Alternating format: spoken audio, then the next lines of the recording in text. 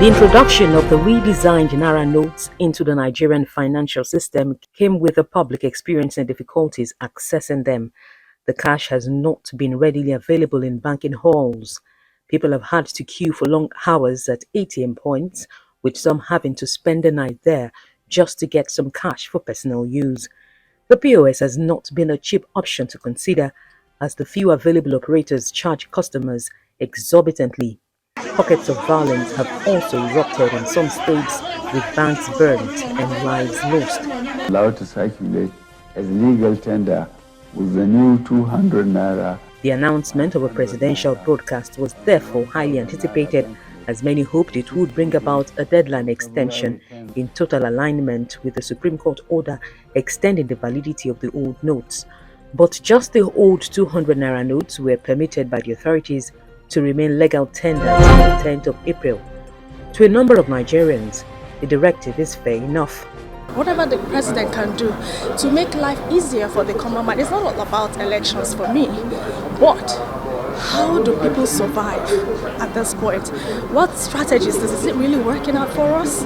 Please, let them do something ASAP. And if genuinely the aim is targeted to reduce corruption and payment to bandits, terrorism, as you rightly quoted, I think Mr. President is in order. It's really a welcome idea, and for the first time I actually feel they could relate to the issues that is affecting the people, the masses, for that to come up. But the whole decision and the whole process is like doing the right thing at the wrong time. The House of Representatives Ad Hoc Committee meets President Muhammadu Buhari and Godwin Emefiele shortly after the presidential broadcast directing the circulation of old 200 Naira notes and to ensure the availability of the new currency.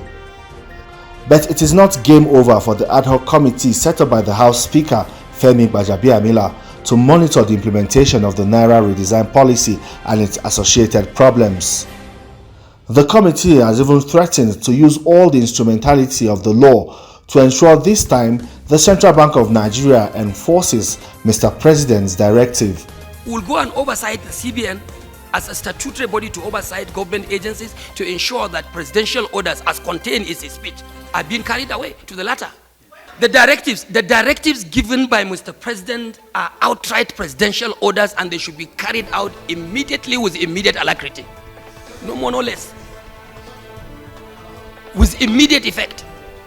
And whoever fails or derails in the implementation of such directives, then the House of Representatives will use the powers around it to ensure that such directives are being implemented to the latter in the light of the law.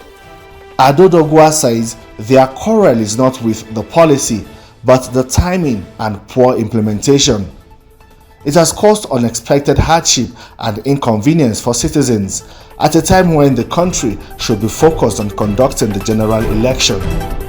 Commander 9 Brigade, Commissioner of Police, and the Commander 174 Battalion, Odogunyo in Ikorodu, are here on the spot assessment of the aftermath of the crisis at Ogijo Police Station in Ogun State. 2 police vans, an armored personnel carrier burnt, 1 car touched. These are some of the collateral damages of the crisis. But the most painful is the death of the soldier. So the convoy moved to the 174 Battalion, Odogunyo. At the commander's office, he gave a brief on the report he got. That particular police officer stood in front of their the soldier noticed, and he was half dressed, so the soldier noticed it and tried to confirm who he was and what he was doing there. A brief argument ensued, and in the glare of people, the police officer brought out the knife and stabbed him. At the late soldier's home, his young widow was beside herself with grief as sympathizers surround her. Discussion here was private. Speaking after another closed-door meeting, the security agencies described the crisis as avoidable. Well, moving forward, the synergy between the police the army and every other security organization is very, very necessary, especially at a time like this when there is tension here and there. We really need to work together. As sad as the situation certainly is, I think there are some positives, and that is what you have seen manifesting now, that where we are now, there is already a very strong bond between the military and the Nigeria police.